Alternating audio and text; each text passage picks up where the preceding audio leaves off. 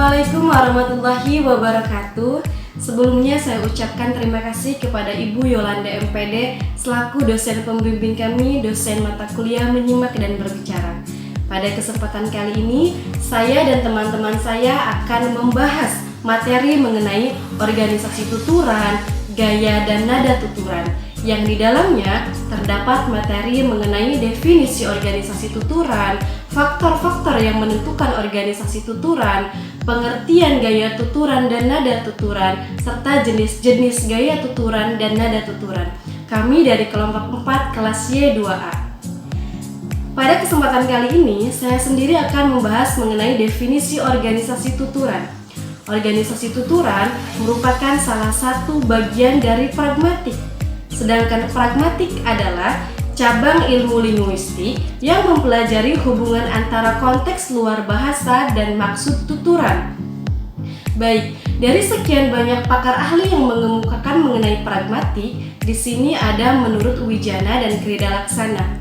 Menurut Wijana, pragmatik adalah cabang ilmu bahasa yang mempelajari struktur bahasa secara eksternal, yakni bagaimana satuan kebahasaan itu dapat digunakan dalam sebuah komunikasi. Contohnya, terjadi tuturan percakapan antara mahasiswa dan dosen. Pada suatu pagi, mahasiswa berkata, "Selamat pagi Bu, maaf terlambat, bolehkah saya masuk?"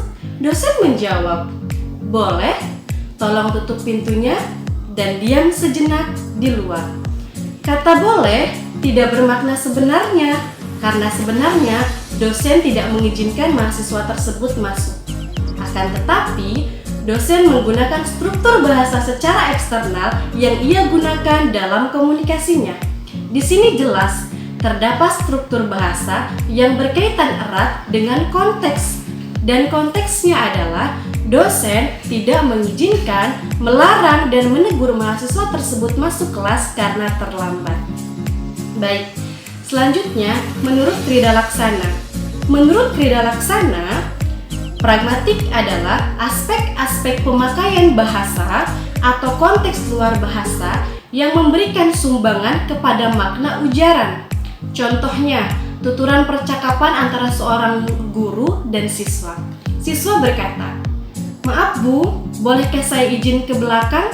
Guru menjawab, "Ya, silahkan."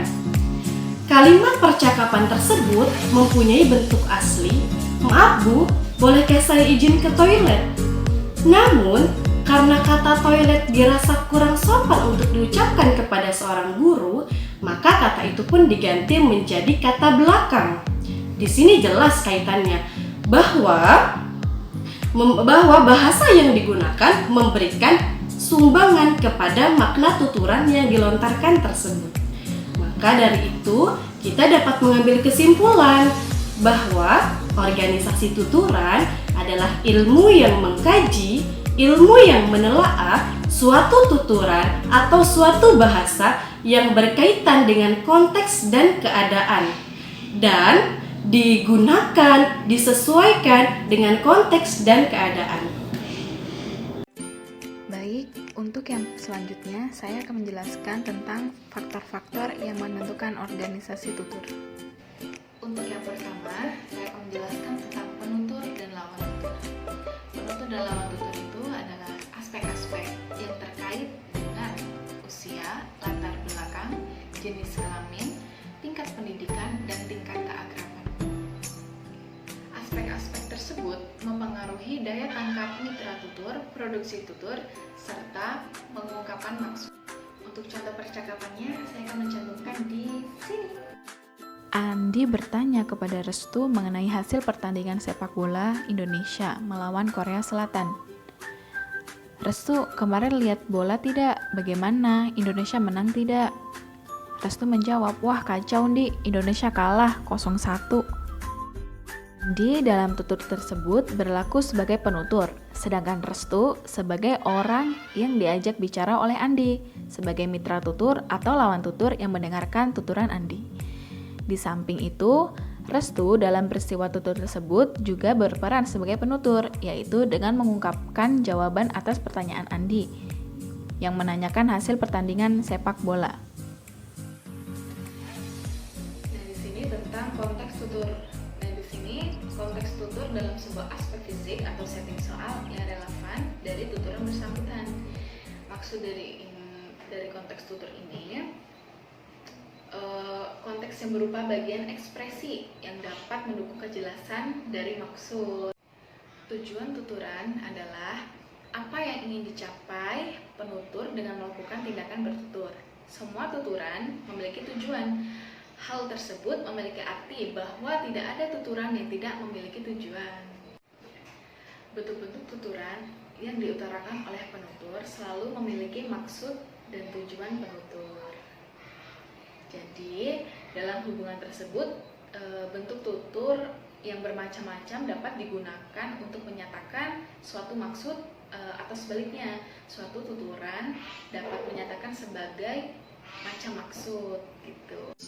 Ya, selanjutnya saya akan menjelaskan pengertian gaya tuturan. Gaya tuturan adalah cara penggunaan bahasa dari seseorang dalam konteks tertentu dan untuk tujuan tertentu. Dalam kegiatan berbicara di depan umum, ada 4 hal yang harus diperhatikan agar jalannya pembicaraan dapat berlangsung lancar tanpa hambatan.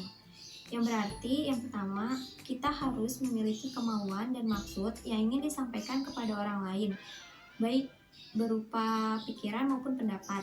Yang kedua, harus disadari bahwa pembicara adalah pemakai bahasa dalam membentuk pikiran dan perasaan menjadi kata-kata.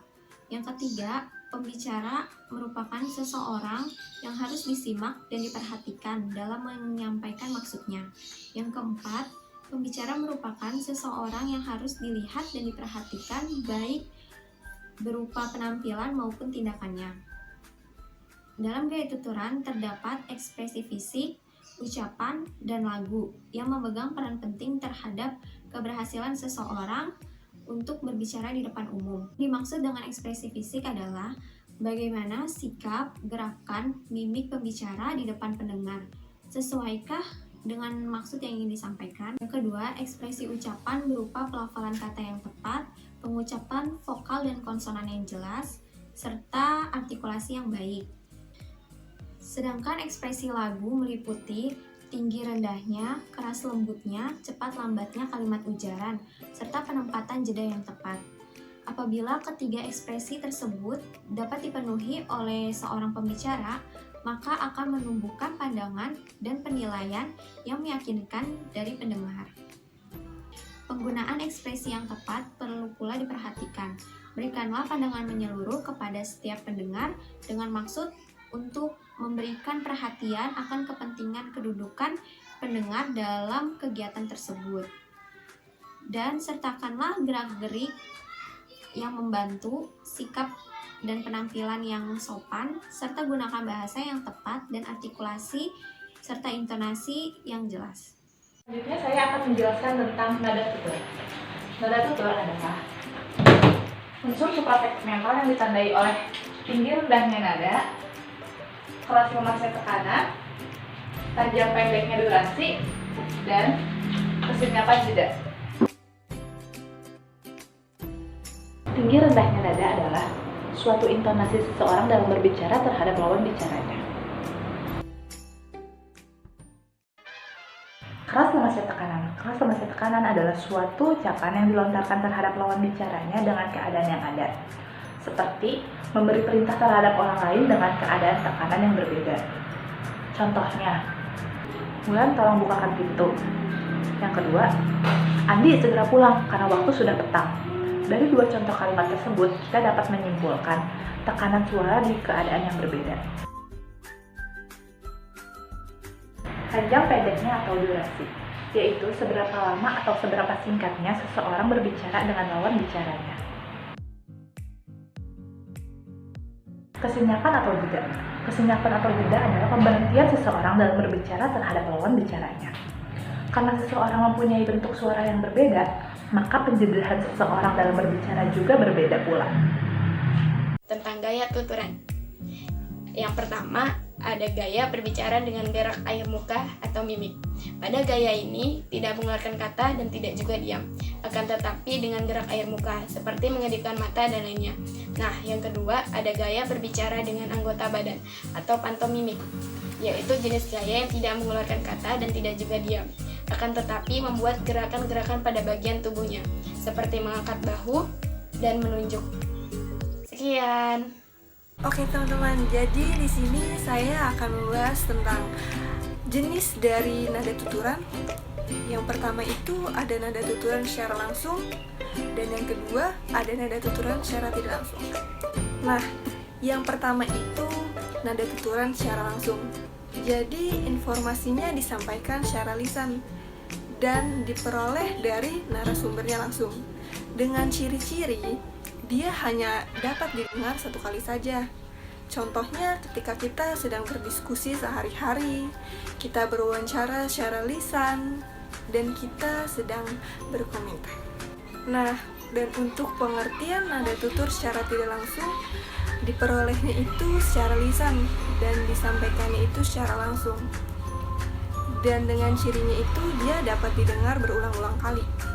Contohnya ketika kita sedang mendengarkan televisi, kita mendengar radio, kita sedang rekaman, dan kita sedang membaca dengan internet. Sekian presentasi dari kelompok kita mengenai materi organisasi tuturan, gaya, dan nada tuturan. Dan terima kasih untuk perhatiannya.